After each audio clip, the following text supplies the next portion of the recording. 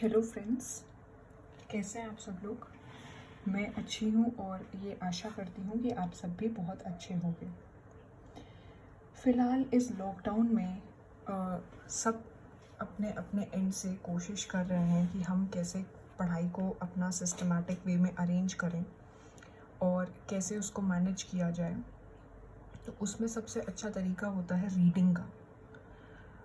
अगर practical subjects को ना कवर करें, सिर्फ थ्योरेटिकल के बारे में बात करें तो थ्योरेटिकल में रीडिंग ही एक ऐसा सल्यूशन है, वे आउट है, जिससे आप अपनी कॉम्प्रिहेंशन को इम्प्रूव कर सकते हैं।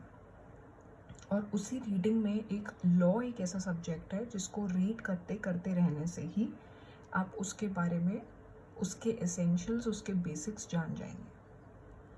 तो फ़िलहाल हम लोग ने वैलिड ऑफ़र के बारे में डिस्कशन किया था कल, जिसमें हमने ये पढ़ा था कि टाइप्स ऑफ ऑफ़र क्या होते हैं। जिसमें हमने ये पढ़ा था कि एक तो जनरल ऑफ़र होता है, एक स्पेशल होता है, देन एक क्रॉस ऑफ़र होता है, एक काउंटर ऑफ़र होता है, एक स्टैंडिंग कंटिन्यूइंग ओपन ऑफ़र होता है, एक है एक्सप्रेस और इम्प्लाइड। फिर हमने इन्विटेशन टू ऑफ़र पढ़ा था। लेकिन आज हमें जो टॉपिक कवर करना है वो है essentials of a valid offer, क्योंकि ये इसके बारे में मैंने आपको जिस्ट दे दी थी एक, लेकिन डिटेल्ड वर्जन जो है बुलेट पॉइंट्स के साथ, दैट वाज लेफ्ट। तो this will be covered today. इसके अलावा we have to discuss a case law, a very important case law, Harvey versus Facey. 1893 का केस लॉ है, इन्विटेशन टू ऑफ़र का केस लॉ है। तो ये हम पढ़ने वाले हैं, ठीक है। तो सबसे पहले शुरू करते हैं एसेंशियल्स से। एसेंशियल्स में सबसे पहला पॉइंट जो आता है, मैं स्टार्ट कर रही हूँ अब। एसेंशियल्स में सबसे पहला पॉइंट आता है, it must be capable of creating legal relations. हमने ऑफ़र की डेफिनेशन पढ़ी थी, वैलिड ऑफ़र भी हमने एग्जाम्पल्स के कॉन्टेक्स्ट में समझा भी कि ऑफ़र क्या होता है। जब एक पार्टी दूसरे पार्टी को अपना विलिंगनेस शो करती है, इस सेंस में कि दूसरी पार्टी उस विलिंगनेस को एक्सेप्ट करेगा या फिर उसको उसके अगेंस्ट में डिसअप्रूवल देगा, कोई ऐसा एक्ट करेगा जिसके अगेंस्ट में डिसअप्रूवल शो होगा उसका, ठीक है। फिर हमने ये भी पढ़ा था कि ऑफ़र पॉजिटिव भी हो सकता है, नेगेटिव भी हो सकता है। तो अब इसमें कह रहे हैं लीगल रिलेशंस होना ज़रूरी है। इसमें ये बोलेंगे कि अगर ऑफ़र जो है लीगल कॉन्सिक्वेंसेस को रिज़ल्ट नहीं कर रहा है तो वो वैलिड नहीं माना जाएगा। और अगर कोई सोशल इन्विटेशन होगा भी और वो एक्सेप्ट होगा, लीगल क्रिएशंस अगर वो नहीं क्रिएट कर रहा है तो फिर वो एक वैलिड ऑफ़र नहीं माना जाएगा, सोशल इन्विटेशन ही माना जाएगा, सोशल एक तरह का अग्रीमेंट ही माना जाएगा। तो लीगल रिलेशनशिप होना ज़रूरी है, मतलब लॉ का एलिमेंट होना ज़रूरी है। कानून की आइज़ में वो लीगल रिलेशंस एक तरह से बनाए, तभी वो वैलिड ऑफ़र है। जैसे पार्टी ए और पार्टी बी का कॉन्ट्रैक्ट होता है। अब मैं इसको अगर ऐसे बताऊं तो अब हम पार्टी ए और बी पार्टीज चेंज कर देते हैं, बहुत बोरिंग हो गया होगा आई होप। तो अब हम नाम दे देते हैं सी एंड डी। सी और डी का एक कॉन्ट्रैक्ट है। अब हम कैसे कह सकते हैं कि ये कॉन्ट्रैक्ट है? दोनों में एक तरह का अग्रीमेंट हुआ। सबसे पहले तो अग्रीमेंट ये हुआ कि ये अपना प्लॉट इनको बेचेंगे, ठीक है। C will sell his plot to D. तो ये अग्रीमेंट हुआ। इसके अगेंस्ट में डी अग्री हो गया, ठीक है। डी ने कहा I will make the payment. अब सेल हो रहा है मान लो फॉर ₹50 लाख, ठीक है, और डी कह रहा है ठीक है I will make the payment. तो अब इसके terms and conditions and mode of payment, कितने डेज में पेमेंट होना है, उसका एक सॉर्ट ऑफ अग्रीमेंट है। तो जितने भी प्रॉपर्टी रिलेटेड डॉक्यूमेंट्स होते हैं, ठीक है, तो वो दोनों ही एंड से साइन भी हो गए और अग्री भी हो गए। तो अब यहाँ पे ये लीगल एलिमेंट इसमें कैसे आया कि इसमें कोर्ट का एक स्टैम्प लग गया कि ये इन दोनों के बीच का अग्रीमेंट वैलिड है, इसमें कोई गलत बात नहीं लिखी हुई है, and court stamped on it. Court ने स्टैंपिंग दे दी। तो अब ये हम क्या कह सकते हैं, एक तरह से ये लीगल रिलेशंस बन रहे हैं इसमें। यस, इसमें हमारे क्या बन रहे हैं, legal relations. Legal relationship establish हो गई। लीगल रिलेशनशिप इसमें एस्टैब्लिश हो गई। कैसे कह सकते हैं हम, क्योंकि हमारा कोर्ट की स्टैंपिंग हो गई, ठीक है। तो कोर्ट की भी स्टैंपिंग हो गई, दोनों पार्टीज भी अग्री हो गई, कॉन्ट्रैक्ट ये वैलिड हो गया। तो ये एक तरह से हम कहेंगे कि वैलिड है, वैलिड कॉन्ट्रैक्ट है। अभी हम कॉन्ट्रैक्ट पे क्यों आ गए, हमने ऑफर क्यों नहीं डिस्कस किया, क्योंकि सी ने तो सबसे पहले डी को ऑफर दिया था ना। इन सब बातों से पहले, अग्रीमेंट से भी पहले, C offer D, D showed willingness, ठीक है। तो ये तो ऑफर की बात हो गई ना पहले। लीगल रिलेशंस आखिरी में तो बन ही रहे हैं, तो इसमें यही बोला गया है। अब इसके बुलेट पॉइंट्स ये हैं, must be capable of creating legal relations, ठीक है। इसके बाद ये लिखेंगे इफ नो लीगल रिलेशंस कह लो या कॉन्सिक्वेंसेस कह लो, मतलब उसके जो रिजल्ट्स हैं, not a valid offer, not a valid offer, ठीक है। तो ये हमारा दो बुलेट पॉइंट्स में हम कवर कर लेंगे इसको ये एरो हटा देते हैं, दो बुलेट पॉइंट्स में इसको कंप्लीट करेंगे। नेक्स्ट जो इसमें है वो है it must be certain, it must be certain, definite and not वेग। मैंने कल भी बताया था इसके बारे में कि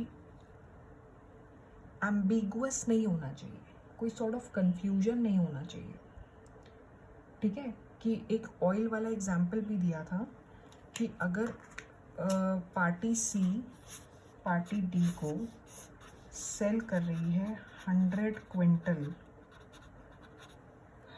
क्विंटल ऑफ ऑयल, ठीक है, ये लेकिन नहीं बता रही है कि कौन सा ऑयल है, but she isn't telling the which type of oil, which type of oil। तो ये यहाँ पे ये sort of uncertainty आ जाती है, uncertainty create हो जाती है। अब if the terms of offer are vague or indefinite, its acceptance cannot create any contractual relationship। इसमें हम क्या लिखेंगे, इसमें हम ये लिखेंगे कि इफ इनडेफिनेट, क्योंकि हम शॉर्ट में लिख रहे हैं पॉइंट वाइज, ठीक है, और सॉर्ट ऑफ कह सकते हैं ambiguous, no contractual relationship, no contractual relationship. कोई कॉन्ट्रैक्चुअल रिलेशनशिप मतलब कॉन्ट्रैक्ट में वो कन्वर्ट नहीं हो पाएगा, मतलब यही है। दो बुलेट पॉइंट्स डिस्कस हो गए। तीसरा बुलेट पॉइंट है, तीसरा इसमें जो एसेंशियल्स में है, it must be communicated to offeree. Offeree कौन? जिसको ऑफर दिया जा रहा है। अगर आप उसको कम्युनिकेट नहीं करोगे तो एक्सेप्ट कैसे होगा? ठीक है, और आप ये सोच के कर दो, जैसे इसमें भी लिखा हुआ है, N acceptance of an offer in ignorance of offer is not acceptance and does not confer any right on the acceptor. जिसमें वो लालमन शुक्ला वाला केस लॉ है, वो हम इसमें कोट कर दे रहे हैं। केस लॉ जो बहुत ही फेमस है वो है लालमन शुक्ला वर्सेस गौरी दत्त। ये केस लॉ है, इसमें लिखा हुआ है, जैसे लालमन शुक्ला को ऑफ़र के बारे में नहीं पता था कि अगर गौरी दत्त के नेफ्यू को मैं ढूंढ के लाऊंगा तो मुझे रिवॉर्ड मिलेगा, तो वो बाद में क्लेम भी नहीं कर पाया। तो कम्युनिकेशन होना ज़रूरी है, उसको पता होना ज़रूरी है। अगर आप ये सोच के चल रहे हैं कि ऑफ़र के बारे में उसको नॉलेज नहीं है तो वो एक्सेप्टेंस नहीं माना जाएगा। उससे एक्सेप्टर के हैंड्स में भी कोई राइट्स नहीं बचते हैं, कोई उसके पास क्लेम करने का हक नहीं बचता है, जैसे कि लालमन शुक्ला के केस में हुआ। उसको रिवॉर्ड नहीं मिला। तो यहाँ पे ये लिखेंगे हम लोग, जैसे जब हम लोग इसके बुलेट्स डिस्कस करेंगे तो ये लिखेंगे, ऑफर मस्ट बी कंप्लीट। ठीक है, communicated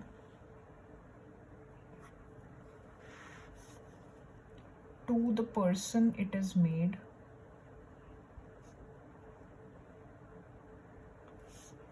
otherwise there can be no acceptance of it, no acceptance। कोई भी एक्सेप्टेंस किसी भी तरह का नहीं होगा, माना ही नहीं जाएगा।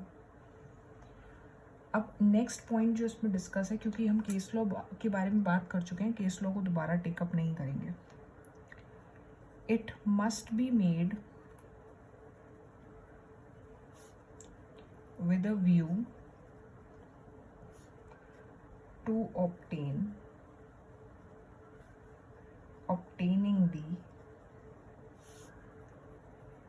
assent of the other party।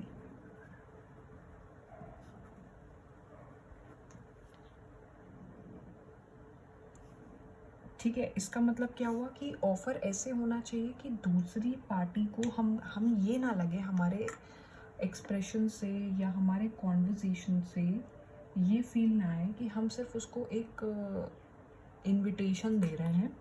चलो इनविटेशन तो देते ही हैं हम, लेकिन पूरी तरह से उसको कन्विंस भी करते हैं ना, कि दूसरी वाली पार्टी अग्री हो जाए, अपना एसेंट दे दे, अपना consent they they.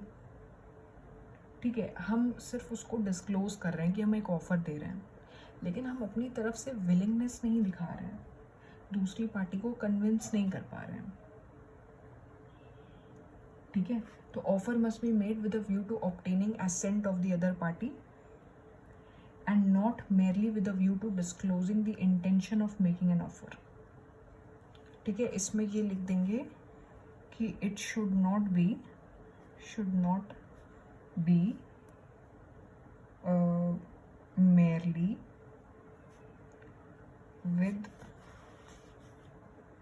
A view to disclose the intention of making the offer।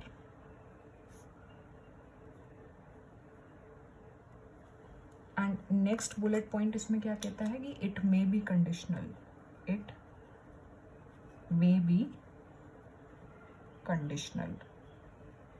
Conditional की बात हम लोगों ने करी भी थी, काउंटर ऑफर में डिस्कस किया था कि क्वालिफाइड एक्सेप्टेंस होता है जैसे मॉडिफिकेशंस हो जाएं कुछ ओरिजिनल कॉन्ट्रैक्ट में, ओरिजिनल ऑफर में सॉरी। तो कंडीशनल का मतलब हुआ कि मे बी सब्जेक्ट टू, जैसे इंश्योरेंस के कॉन्ट्रैक्ट्स होते हैं उसमें ऑफर्स में स्टार्टिंग में टर्म्स एंड कंडीशंस बोल दी जाती हैं, subject to any terms and conditions, कुछ शर्तें दे दी जाती हैं, उसी की बात हो रही है। Subject to any terms and conditions by offeror. Offeror ही तो देगा, ऑफरी थोड़ी देगा।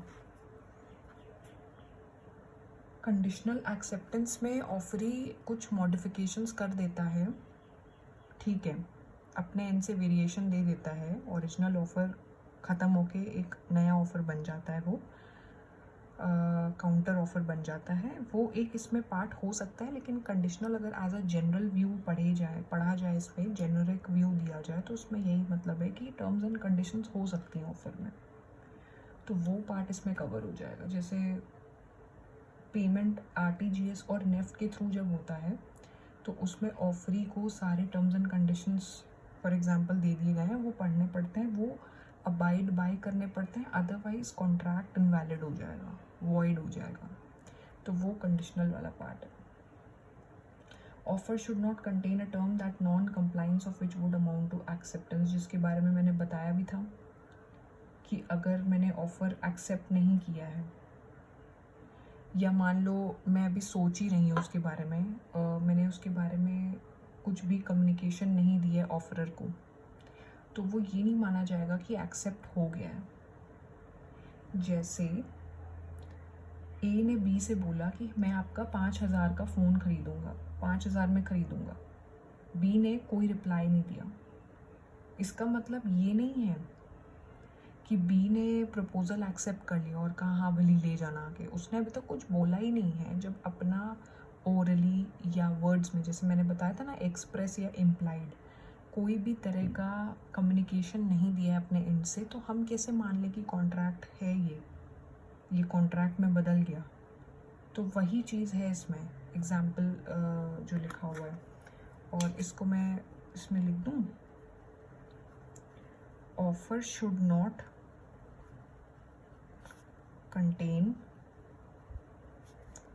a term the non-compliance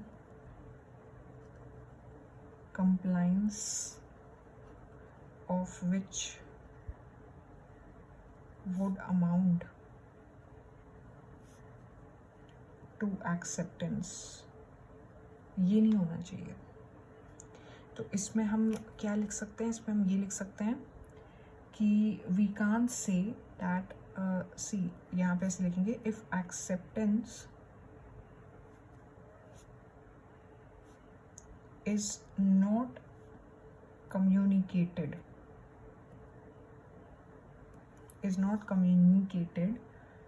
by a certain time,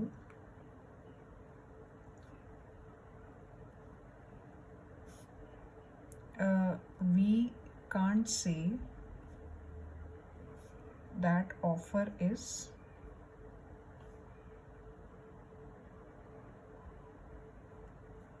accepted। और इसमें एग्जाम्पल ये हो जाएगा कि ये पार्टी सी है, पार्टी डी है, इन्होंने प्रपोज किया to purchase mobile for ₹5,000, 5K।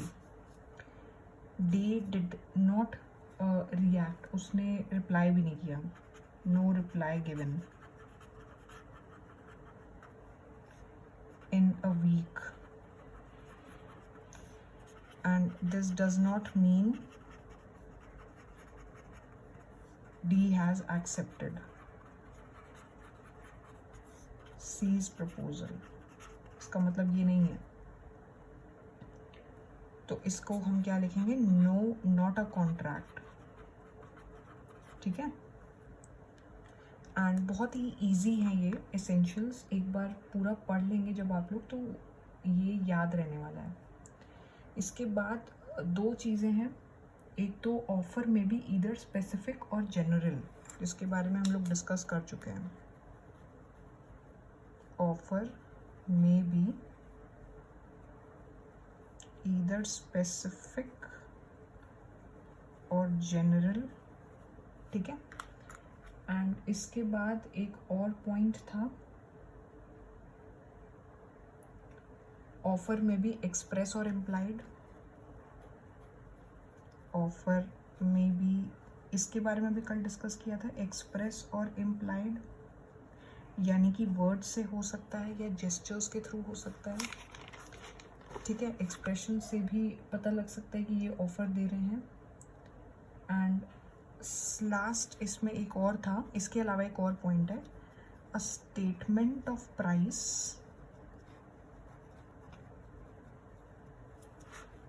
Is not an offer. ये ऑफ़र नहीं है। ऑफ़र क्या होगा? ऑफ़र होता है जब स्टेटमेंट ऑफ प्राइस कोट हो, उसमें दूसरी पार्टी अपनी विलिंगनेस शो करने लगे और अपना असेंट, अपना अप्रूवल दिखाए कि मुझे ऑफ़र पसंद है। स्टेटमेंट ऑफ प्राइस का मतलब हुआ इनविटेशन टू ऑफ़र, मतलब हम एक तरह का आइडिया बता रहे हैं, नेगोशिएशन दे रहे हैं, नेगोशिएशन कर रहे हैं दूसरी पार्टी के साथ। और इसमें एक पॉइंट और कवर होगा, ये समझ आ गया, मे बी इधर स्पेसिफिक, जनरल, एक्सप्रेस, इम्प्लाइड और statement of price is not an offer. इसके अलावा एक पॉइंट और है, वो ये बोलता है कि offer is different from a mayor statement of intention and invitation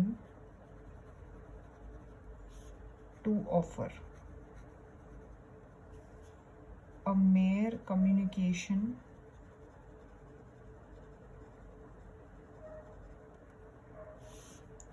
casual equity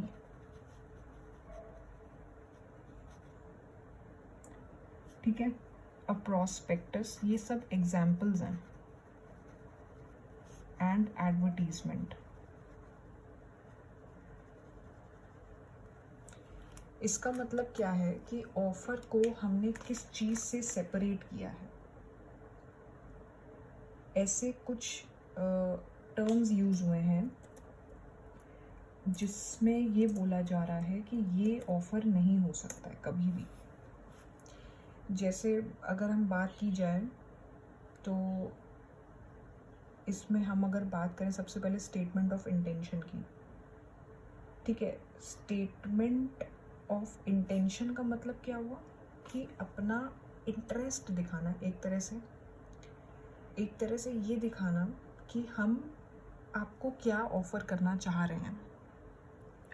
जैसे हमने एक स्टेटमेंट ऑफ प्राइस दिया, कोटेशंस भेजे, ठीक है, डिफरेंट मशीनरीज़ के जिसमें हम डील करते हैं, जो हम सेल करना चाहते हैं, वो स्टेटमेंट हमने दे दिए, वो ऑफ़र नहीं है।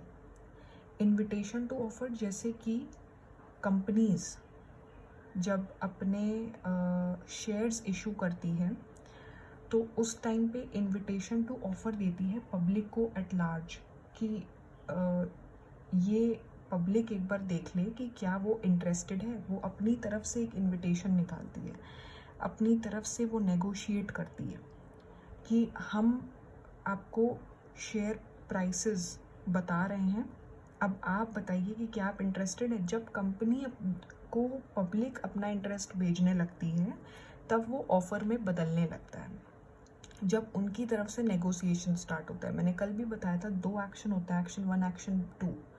Action 1 is invitation to offer, उसी की बात हो रही है। अब मेयर कम्युनिकेशन, सिर्फ बता देना कि इस प्रोडक्ट का ये प्राइस है, खरीदना है नहीं खरीदना है वो दूसरी पार्टी अपने एंड से बताएगी। प्रोस्पेक्टस, जैसे कि स्कूल्स में होता है, ब्रोशर या प्रोस्पेक्टस, जब भी आप किसी स्कूल में एडमिशन के लिए जाते हो तो वो सबसे पहले आपको प्रोस्पेक्टर या ब्रोशर देते हैं। क्यों देते हैं? कि आप एक बार स्कूल के बारे में पढ़ो, क्या अचीवमेंट्स हैं, क्या क्या यहाँ पे बेनिफिट्स हैं आपको, किस लेवल ऑफ एजुकेशन, कहाँ से अफिलिएशन है, सब आपको पता चलता है वो प्रोस्पेक्टस पढ़ने के बाद। एडवर्टीज़मेंट, न्यूज़पेपर में जैसे एडवर्टीज़मेंट्स देखते हैं हम लोग नॉर्मली, किसी भी प्रोडक्ट से रिलेटेड, किसी भी अपैरल से रिलेटेड, या जैसे मैट्रिमोनियल्स आते हैं, या जॉब से रिलेटेड भी एडवर्टीज़मेंट्स आते हैं। तो वो एक ऑफ़र है। ऑफ़र है कि नहीं है कैसे पता? वो ऑफ़र नहीं है, वो इनविटेशन टू ऑफ़र है कि आप चाहें तो आप इसमें कांटेक्ट करके अप्लाई कर सकते हैं, वो आपके ऊपर है, वो एक्शन 2 हो जाएगा। एक्शन 1 है इनविटेशन। कैजुअल इक्विटी, अब ये टर्म भी इसमें एक यूज़ हुआ है। जैसे इक्विटी बेसिकली मतलब होता है जैसे प्रोसीजर्स जो भी इन्वॉल्व होते हैं लॉ में, ठीक है। कोई भी किसी भी पर्टिकुलर, जैसे सिविल लॉ की अगर हम बात करें तो उसमें जो प्रोसीजर्स इन्वॉल्व होते हैं, ठीक है।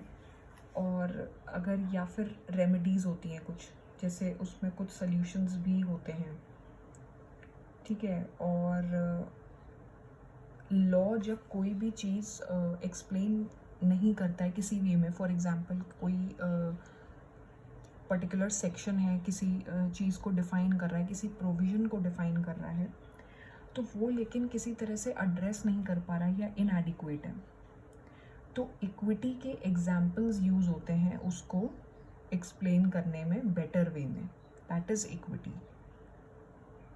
तो वो चीज़ है इसमें बोली गई है कि ऑफर इज़ डिफरेंट। तो ये एक और एसेंशियल कवर है इसमें। ये सारे जितने भी पॉइंट्स थे ये सब एसेंशियल्स हैं एक वैलिड ऑफर के, ठीक है। और इसके बाद अब हम एक केस लॉ डिस्कस करने वाले हैं, तो वो हम एक बार बता देते हैं आपको।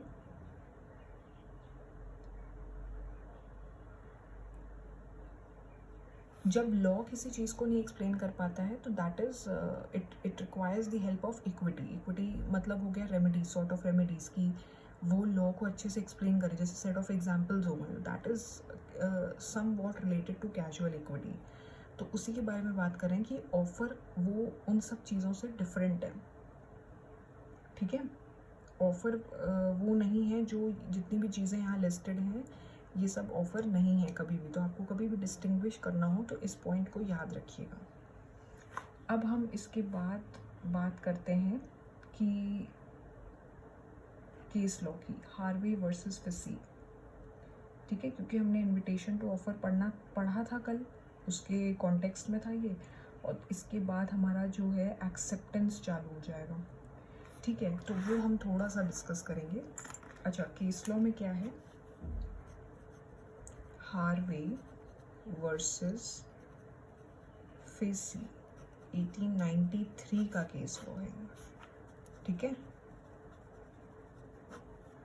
अब इसमें क्या है, इसमें डिस्टिंक्शन हुआ है ऑफर में एंड इनविटेशन टू ऑफर में, ठीक है। The plaintiffs through a telegram ask the defendants two questions। ये जो केस लॉ है बेसिकली, मैं पहले बता दूं एक मिनट, ये केस लॉ जो है हमारे इंस्टीट्यूट के मॉड्यूल में दिया है, ठीक है। तो वो वहाँ से आप देख सकते हैं, क्योंकि उसमें हर एक चीज़ एक्सप्लेन्ड है, और वहीं से ही मैं इसका जो मटेरियल है तो मैं वहीं से ही उसको कवर करूँगी, स्टडी मटेरियल से, जो अपने कॉन्ट्रैक्ट एक्ट का स्टडी मटेरियल है। अच्छा, इसमें एक चीज़ और है जो मुझे एक्सप्लेन कर देनी चाहिए सबसे पहले ही, ठीक है। डिफेंडेंट एंड प्लेंटिफ का मतलब क्या होता है। सबसे पहले तो डिफेंडेंट का मतलब हम जान लेते हैं कि क्या होता है। डिफेंडेंट मतलब ये हुआ जिस पर्सन पे किसी तरह का ब्लेम लगाया गया है, कोई क्राइम या कोई प्रोसिक्यूशन, किसी भी तरह का कह सकते हो आप फ्रॉड या कुछ भी, किसी भी तरह का क्राइम किया हुआ है, जिस पर्सन को ब्लेम किया है, अक्यूज़ किया गया है कि इसने ये क्राइम किया है, वो डिफेंडेंट है, वो डिफेंडेंट होता है, ठीक।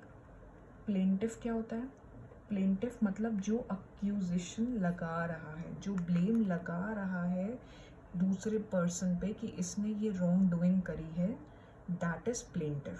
प्लेंटिफ वो पर्सन या वो ग्रुप होता है जो ये एलिगेशन लगाता है दूसरे पर्सन पे या ब्लेम लगाता है कि इसने ये रॉन्ग डूइंग गलत इसने ये रॉन्ग डूइंग करी है या इसने ये कोई क्राइम कमिट किया है। तो उसके रिस्पेक्ट में हम आपको ये बताएंगे। देखो, अच्छा, ये जो केस लॉ है हार्वे वर्सेस फेसी, इसमें ये हुआ था कि प्लेंटिफ ने, यानी कि जो एक्यूजिशन लगा रहे हैं, ये चीज़ आप इसको थोड़ा सा शॉर्ट में यहाँ लिख दे रही हूँ मैं ताकि ये याद रहे। Plaintiff who is accusing other person for wrongdoing and a defendant,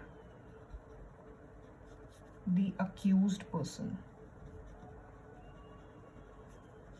for committing a crime। क्योंकि ये चीज़ पहले भी केस लॉज में अब भी आती रहेगी, तो ये पता होनी चाहिए। अच्छा, अब प्लेंटिफ ने टेलीग्राम के थ्रू डिफेंडेंट से 2 क्वेश्चन पूछे जिन पे मतलब एलिगेशंस लगाए गए थे कि will you sell us Bumper Hall Pen and telegraph lowest cash price. Defendant replied through telegram that the lowest price for Bumper Hall Pen is 900 pounds। Plaintiff sent another telegram stating we agree to buy bumper hall pen at 900 pounds. However, defendants refused to sell the property at the price. Plaintiff sued the defendants contending that they had made an offer to sell the property at 900 pounds and therefore they are bound by the offer. However, the Privy Council did not agree with the plaintiffs on the ground that while plaintiffs had asked 2 questions, defendant replied only to the second question by quoting the price but did not answer the first question but reserved their answer with regard to their willingness to sell. Thus, they made no offer at all. Their lordship had held that the mere statement of lowest price at which the vendor would sell contained no implied contract to sell to the person who had inquired about the price। इसमें आप underline कर सकते हो ये last line कि mere statement of lowest price at which the vendor would sell contained no implied contract to sell to the person who had inquired about the price। Above decision was followed in Macpherson versus Ipana, where the owner of property had said that he would not accept less than 6,000 pounds for it। The statement did not indicate any offer but indicated invitation to offer। इस case law के मतलब में आप 2 चीज़ें समझना। इससे मैं समझा दे रही हूँ एग्जाम्पल से। ये है प्लेंटिफ और ये है डिफेंडेंट, ठीक है। तो प्लेंटिफ ने सॉर्ट ऑफ 2 क्वेश्चंस पूछे, क्वेश्चन 1 एंड सेकेंड क्वेश्चन। पहले तो विल यू सेल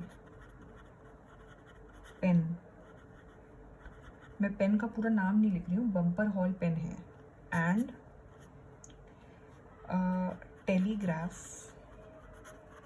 टेलीग्राफ के थ्रू पूछा था लोएस्ट कैश प्राइस। इन्होंने 2 क्वेश्चंस इससे पूछे। डिफेंडेंट ने रिप्लाई क्या किया, replied lowest cash price is 900 pound, ये रिप्लाई किया। प्लेंटिफ ने फिर इनसे ये कहा कि we agree to buy the pen at 900 pound। मतलब इन्होंने 2 क्वेश्चन पूछे कि पेन बेचोगे आप और क्या प्राइस है, तो प्राइस इन्होंने कोट कर दिया। अभी इन्होंने सिर्फ प्राइस कोट किया है। डिफेंडेंट मतलब दूसरी पार्टी हो गई, ये फर्स्ट पार्टी हो गई, ये सेकंड पार्टी हो गई। प्राइस इन्होंने कोट कर दिया, तो फिर प्लेंटिफ ने कहा ठीक है, हम $900 या 900 पाउंड में खरीदने को तैयार हैं, ठीक है। अब इसके बाद डिफेंडेंट ने क्या किया, now defendant refused to sell. Plaintiff, इन्होंने रिफ्यूज कर दिया, प्लेंटिफ ने क्या किया, सूट फाइल कर दिया, केस फाइल कर दिया, सूट फाइल कर दिया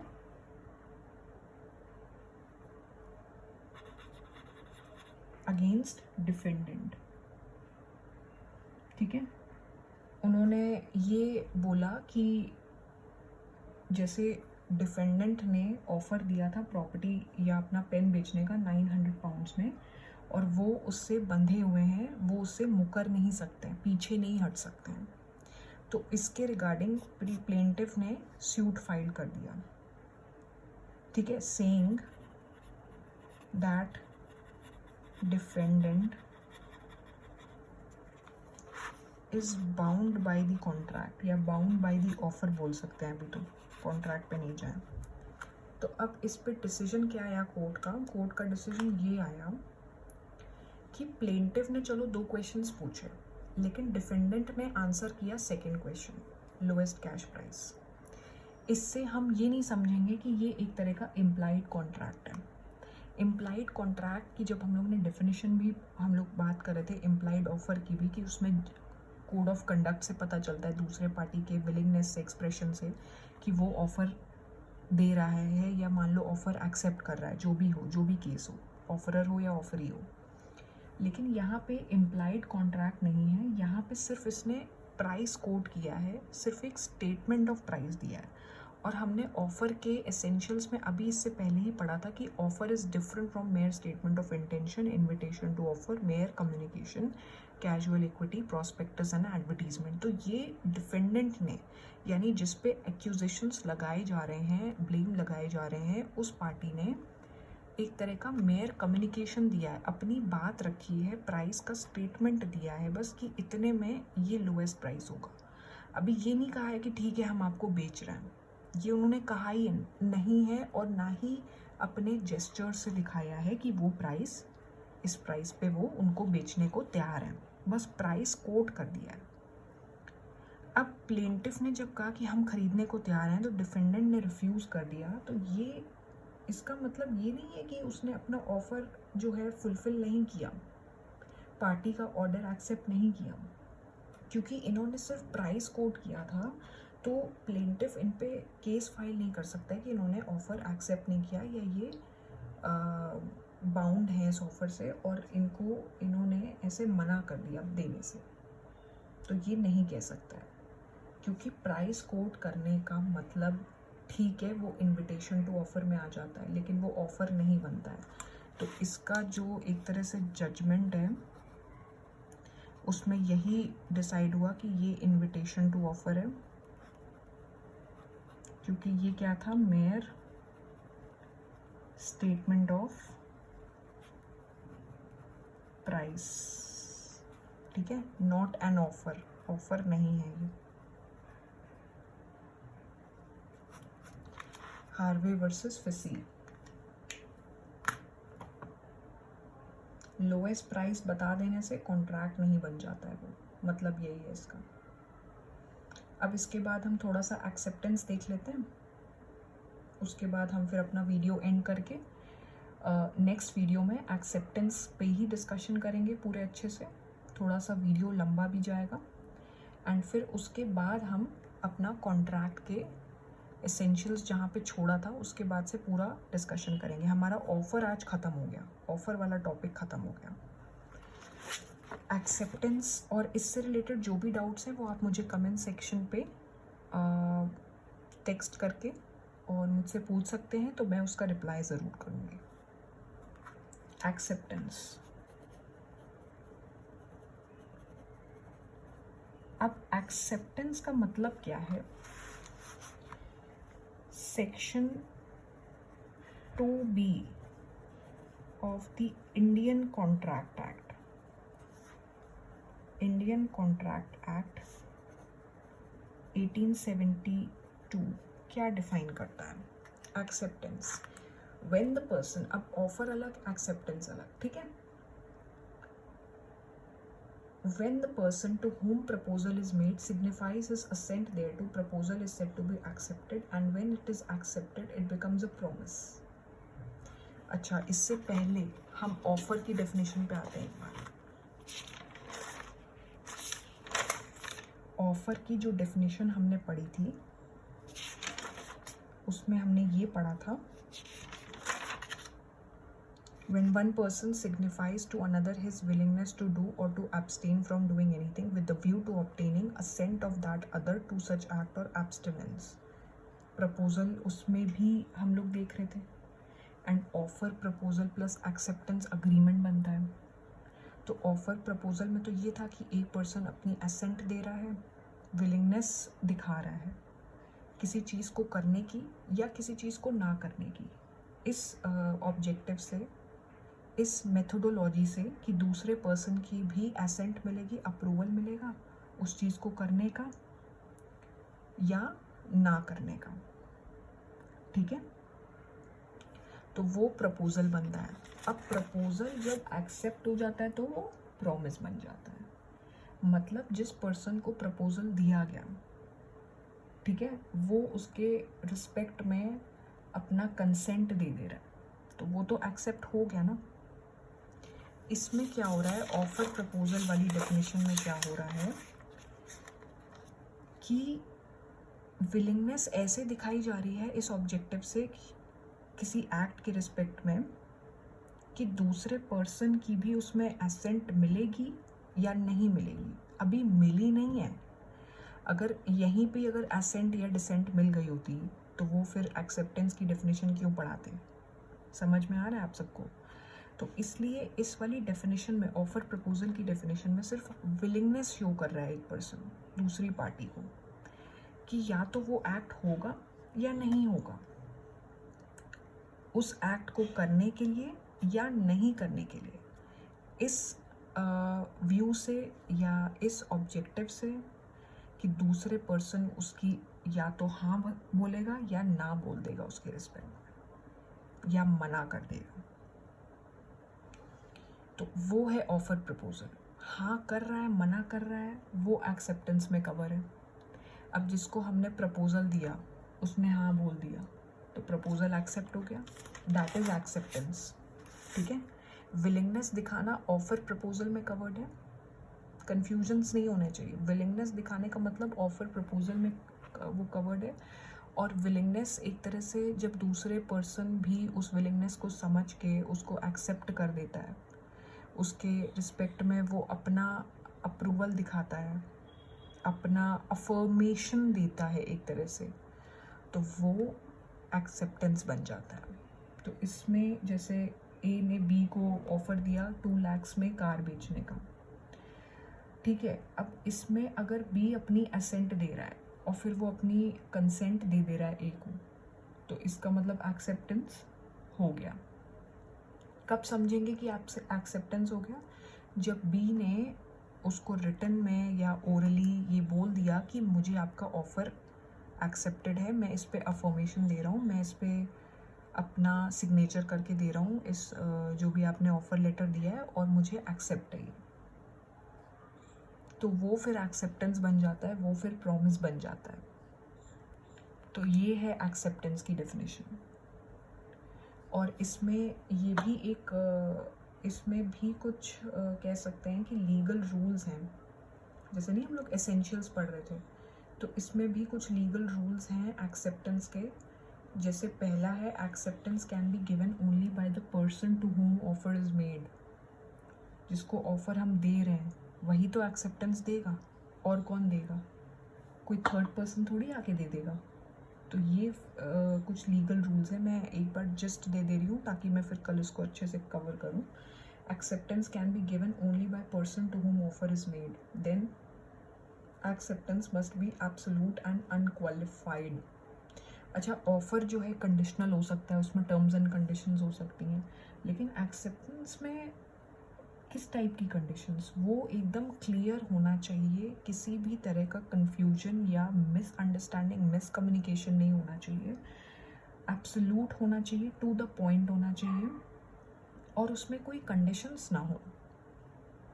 मतलब सारी टर्म्स एंड कंडीशन समझने के बाद जब दूसरी पार्टी ने अपना कंसेंट दे दिया और कहा ठीक है मुझे मंजूर है, तो उस टाइम पे कोई क्वालिफिकेशन नहीं अराइज होनी चाहिए, कंडीशंस नहीं होनी चाहिए कि इसमें ये होना चाहिए या पर्टिकुलरली ये सिचुएशन होनी चाहिए। तो that is the idea behind this unqualification, without any qualification. ठीक है, अगर जैसे ए इंक्वायर कर रहा है बी से कि आप मेरी कार खरीदोगे 2 लाख में, बी ने कहा ठीक है मैं कार खरीदूंगा जब तुम मेरी मोटरसाइकिल खरीदो, तो इसका मतलब ये नहीं कि बी ने प्रपोजल एक्सेप्ट कर लिया है, कंडीशन लग गई है ना यहाँ पे। और अगर बी खरीद भी रहा है कार, मान लो उसने कह दिया, फिर उसने कंडीशन लगा दी कि वैलिड आरसी होनी चाहिए उसके रिस्पेक्ट में, तभी एक्सेप्टेंस होगा। अब वैलिड आरसी होनी चाहिए, तो आरसी तो वैसे भी कार खरीदते टाइम होनी ही चाहिए, चाहे जो भी पार्टी ओनर होती है उस पर्टिकुलर फिक्स्ड असेट की या उस पर्टिकुलर व्हीकल की। तो यहाँ पे एक्सेप्टेंस हम मानेंगे, कैसे मानेंगे, क्योंकि आरसी तो एक एसेंशियल डॉक्यूमेंट रिक्वायर्ड होता है, ये लीगल ऑब्लिगेशन होता है उसमें कॉन्ट्रैक्ट के रिस्पेक्ट में। लेकिन अगर ए बी से बोल रहा है कि तुम मेरी कार खरीद लो, बी कह रहा है कि ठीक है मैं खरीद लूँगा लेकिन मेरी मोटरसाइकिल तुम खरीद लो, तो वो कंडीशन आ जाएगी, वो फिर एक्सेप्टेंस नहीं माना जाएगा। एक्सेप्टेंस मस्ट बी कम्युनिकेटेड, जैसे कि मैंने बताया था ऑफ़र के केस में भी, उसी केस में एक्सेप्टेंस भी पूरी तरह से जो ऑफरी है उसको पूरी तरह से एक्सेप्टेंस कम्युनिकेट होना चाहिए, तभी तो वो उस पर कंसेंट या डिसेंट अपना दिखाएगा ना। कंसेंट तभी तो दे पाएगा उस पर, अगर उसकी नॉलेज में नहीं होगा तो वो कैसे देगा। तो ये पॉइंट एक है इसमें, और एक पॉइंट इसमें ये है कि acceptance must be in prescribed mode. Prescribed mode का मतलब जैसे ऑफरर ने कहा कि हम मैसेंजर से एक्सेप्टेंस देंगे, ऑफरी ने मेल के थ्रू भेजा, तो एक्सेप्टेंस माना जाएगा कि नहीं माना जाएगा।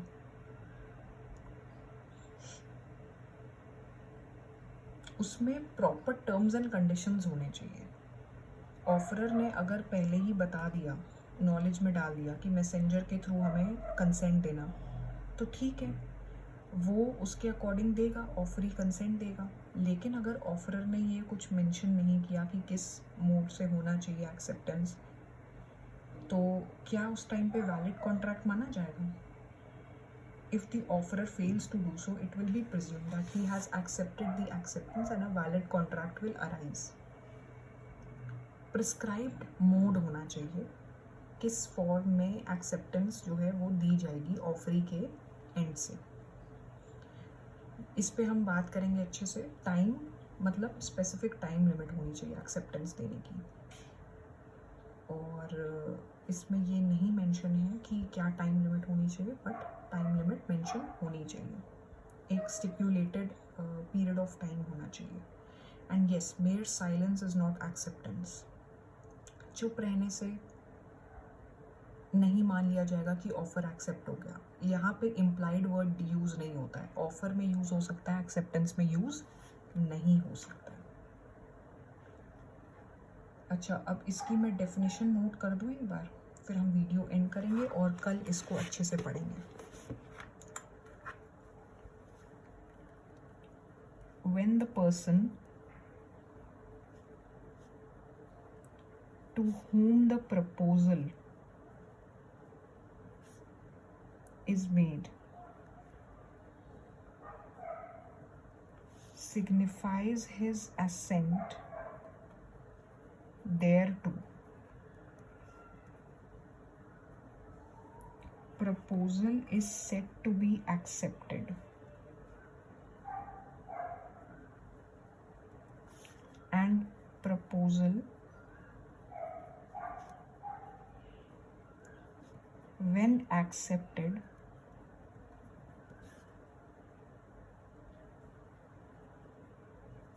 becomes a promise।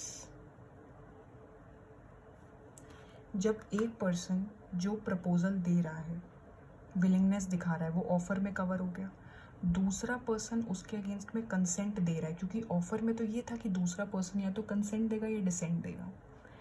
इसमें अगर एसेंट दे रहा है, एक्सेप्टेंस हो गया वो, और एक्सेप्टेंस हो गया तो प्रॉमिस बन गया। ठीक है, तो ये डेफिनेशन है। इसके जो लीगल पॉइंट्स हैं, रूल्स हैं, वो हम लोग ब्रीफ में डिस्कस कर चुके हैं। उसको थोड़ा डिटेल में कल एग्जाम्पल्स के फॉर्म में पढ़ेंगे एंड फिर अपना कॉन्ट्रैक्ट एक्ट में बाकी कंटिन्यू करेंगे। कोई भी क्वेश्चंस हो आप कमेंट बॉक्स में मुझे मैसेज कर सकते हैं। बाकी अगर वीडियो अच्छा लगा हो तो चैनल को सब्सक्राइब करिएगा एंड लाइक बटन प्रेस करिएगा। Thank you. आज के लिए इतना ही।